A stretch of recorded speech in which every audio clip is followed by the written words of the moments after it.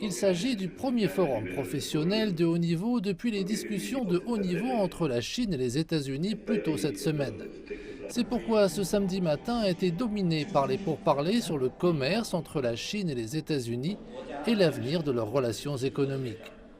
Pour vous donner un exemple, la première session portait sur le passé et l'avenir des relations sino-américaines.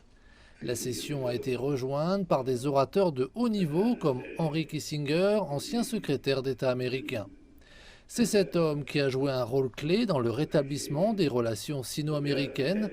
Sa visite en Chine en 1971 a ouvert la voie au redémarrage des relations diplomatiques sino-américaines.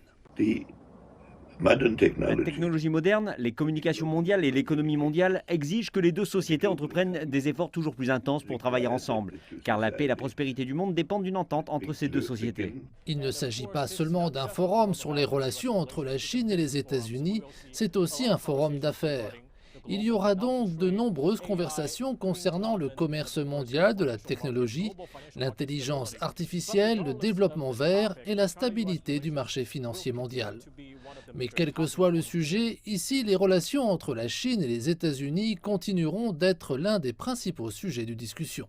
De nombreux orateurs invités ce matin ont déclaré qu'ils reconnaissaient les différences entre la Chine et les États-Unis.